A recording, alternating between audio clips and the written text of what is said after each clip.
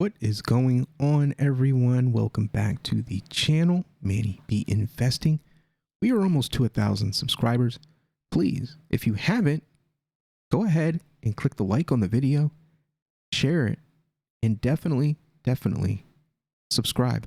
We are almost to our goal where we can finally reach more people and actually receive some funding based on the work that I am providing you guys. So with that said, let's take a look at what is going on the Cardano blockchain. Clark Alsna, I think that's how you pronounce his name. Sorry if I pronounced it wrong, but he's a service provider at dcSpark. Why are we talking about this person?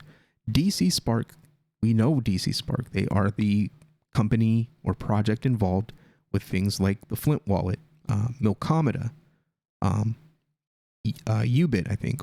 Yeah, Urbit.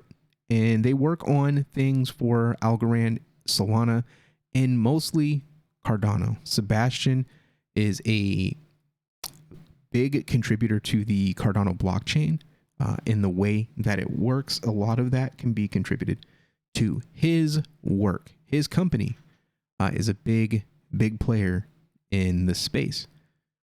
Emergo is also wrapped up in that. They are responsible for the Uri wallet and a lot of other things. So these people are very important and are very Cardano centric.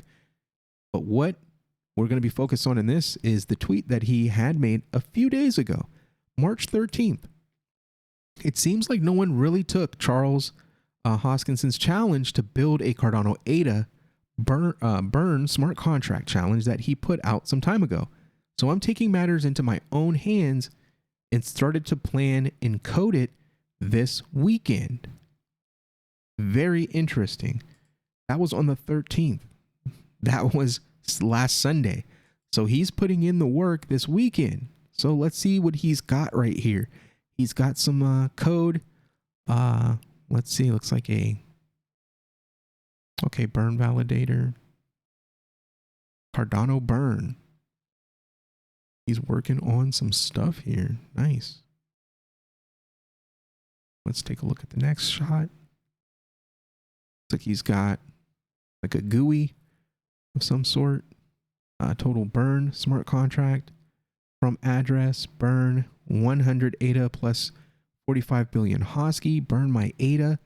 So it looks like it can burn Cardano itself or ADA and any CNT Cardano native token.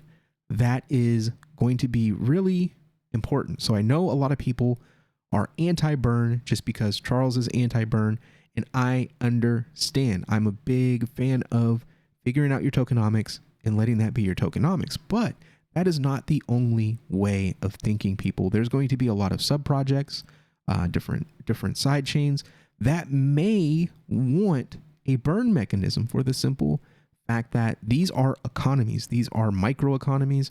And just like any economy, you want it to be deflationary instead of inflationary when it comes to this, when it comes to DeFi.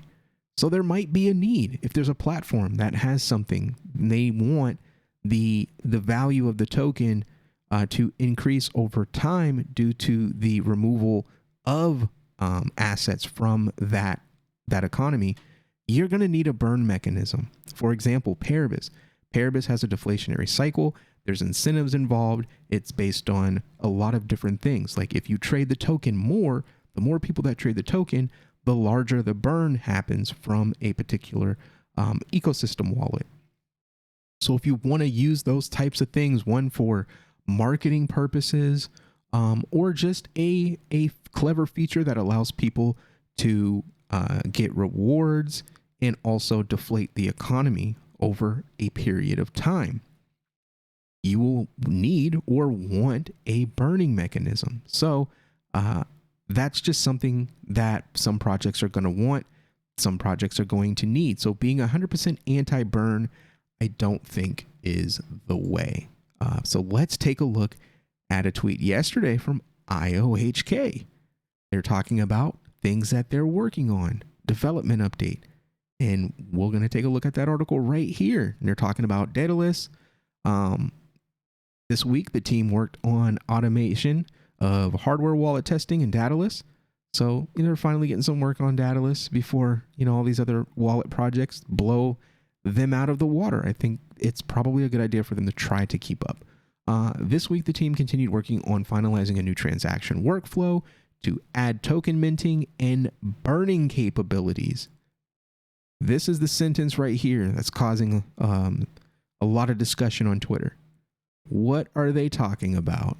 Does this development update have anything to do with Clark? Is Clark working on this? Did Clark inspire this work? Or was it just a coincidence? Only time will tell as we start to dig deeper into this and they start to release more information. But I thought that this was a very interesting story that will allow things like Paribus to move from Solidity to Milkomeda to eventually native Haskell via Plutus, and be able to continue their deflationary cycle and burning and token burning. They are going to need that if they want to be 100% Cardano native at some point.